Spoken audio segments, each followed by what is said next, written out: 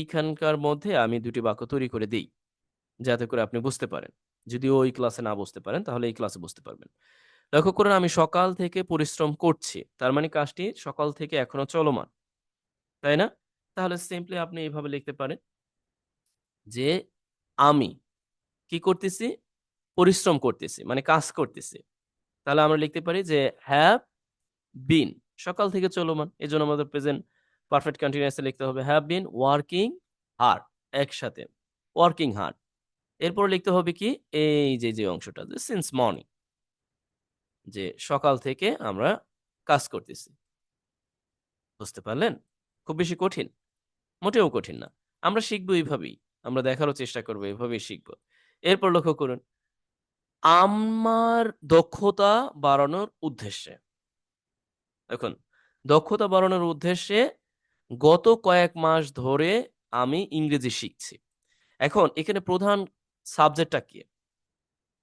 মানি প্রধান সাবজেক্টটা আপনি কিভাবে পাবেন? আমি গত ক্লাসে বলেছিলাম, আপনি সবসময় এই ভার্বকে প্রশ্ন করবে মানে বাংলা বাক্যের শেষে যে ভার্ব আছে তাকে প্রশ্ন করবেন। ইংরেজি শিখছি, তাই না? এখন শিখছি এই কাজটি কে করছে? নিশ্চয়ই আমি। তার মানে এখানে সাবজেক্টটা কে? আমি। ওকে। এখন শিখছি। যেহেতু আমি কয়েক মাস ধরে শিখছি তার মানে এটা প্রেজেন্ট পারফেক্ট কন্টিনিউয়াস এ লিখতে হবে। তাহলে আপনি কি করবেন? যে I have been তারপরে শিখার ইংরেজিটা কি? আপনি লিখে দিলেন যে লার্নিং। এখন লার্নিং কি শিখছেন? আপনি লিখে দিলেন ইংরেজি শিখছেন। লিখে দিলেন যে আপনি ইংলিশ শিখছেন।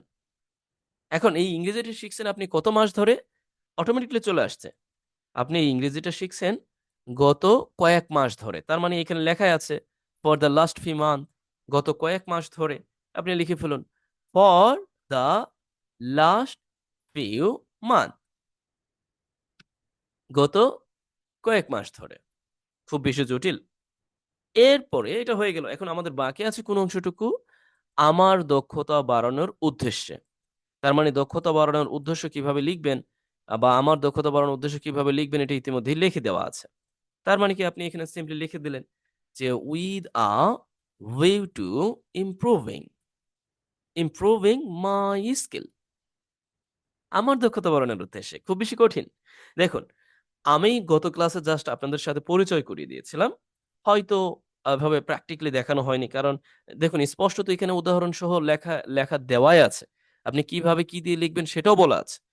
এবং কি স্ট্রাকচারও দেওয়া আছে। আপনি জাস্ট মিলিয়ে লেখার প্রয়োজন ছিল। হয়তো অনেকের কাছে দুর্বোধ্য মনে হয়েছে, তাই এই ব্যাপারটি আবার সমাধান করে দিলাম। এখন লক্ষ্য করুন যে একইভাবে likewise এটাকে ব্যবহার করতে পারেন অ্যাজ এ আপনি জানেন তো মানে ইন্ডিপেন্ডেন্স ড্রাইভার হিসেবে অ্যাজ এ অ্যাডভার্ব হিসেবে আমরা দারুণভাবে ব্যবহার করতে পারি আমাদের প্রয়োজনে। গত বছর থেকে, তাহলে থেকে যখন হবে আপনি সিম্পলি কি ব্যবহার করবেন? লক্ষ্য করুন সিন্স ব্যবহার করবেন। এই যে গত বছর থেকে আপনি কি দিয়ে লিখবেন সেইটাও কিন্তু আমি দিয়ে দিয়েছি। তাহলে এখানে কি গত বছর থেকে আমার স্বাস্থ্য ও সুস্থতার প্রতিও মনোযোগ হয়ে উঠেছে। মানে আমি অনেকাংশে মনোযোগ হয়ে উঠছি। মানে আমার আ দে স্বাস্থ্যের প্রতি আমি মনোযোগী আ হইতেছি এমনকি মনোযোগ হচ্ছি। সেই ক্ষেত্রে আপনি স্বাস্থ্য ও সুস্থতার জন্য my health and well-being আমি লিখেই দিয়েছি। তাহলে আমাকে বলুন তো এই বাক্যটা আপনি করতে পারবেন না? জাস্ট এটাকে আপনি প্রেজেন্ট কন্টিনিউয়াস এ দিয়ে দিবেন। প্রেজেন্ট পারফেক্ট কন্টিনিউয়াস আপনি দিয়ে দিবেন। হয়ে গেল। এরপরে আমি আশা করছি আগামী মাসগুলোতে এটাও লিখে দেওয়া আছে যে আরো অগ্রগতি করতে পারবো। এইটা কিন্তু করতে পারবো। বুঝতে পারছেন? করতে পারবো তার মানে আপনি সিম্পলি এটিকে কি করবেন? এটা কিন্তু আবার ফিউচার লিখতে হবে। মানে আগামী মাসগুলোতে আমি আ মানে করতে পারবো। আমি একটু লিখেই দিচ্ছি। মানে আ আরো অগ্রগতি। সেই ক্ষেত্রে আমি একটু লিখে দিচ্ছি যে আপনি এভাবে লিখতে পারেন যে able to will be able to make আরো অগ্রগতি। make further progress আরো অগ্রগতি করতে পারবো। লক্ষ্য করুন এটা আমাদের এই ধারাবাহিকতা চলে আসে। বুঝতে পারছেন? মানে এই ধারাবাহিকতা। এখন যেই কাজগুলো এখানে করা হয়নি সেই কাজগুলো আপনি করে ফেলবেন। খুব বেশি জটিল মনে হচ্ছে? মোটেও না। আপনি জটিল মনে করলে জটিল আর যদি মনে করেন যে না দ্যাটস গ্রেট এটা ভালো আছে তাহলে ভালো। আর যদি আপনি জটিল মনে করেন তাহলে তো কাজ হবে না। তাহলে তো আপনি পিছনে পড়ে যাবেন। এরপরে চেষ্টা করুন তাছাড়া আপনি সাপ্তাহিক যে ক্লাস আছে সেই ক্লাসে আমাকে অবশ্যই অবগত করবেন যে yes and you have got or not. আপনি কি পেয়েছেন বা পাননি সে ব্যাপারে অবশ্যই আমাকে অবগত করবেন। আমরা সেই ক্লাসগুলোতে ভালোভাবে দেখার চেষ্টা করব। ওকে? তাহলে বাকি কাজগুলো আপনার। আর এখানে আমি মোটামুটি কিছু কাজ করেই দিয়েছি। এই কাজটা তো প্রায় করেই দিলাম। তাই না? আগামী মাসগুলো তো আপনাকে একটু লিখতে হবে। আর আমি আশা করছি। আশা করছি মানি I hope আমি আশা করছি। হয়ে গেল। ওকে। যাই হোক, এটা তাহলে আপনার জন্য কাজ আপনি করে ফেলেন। জি।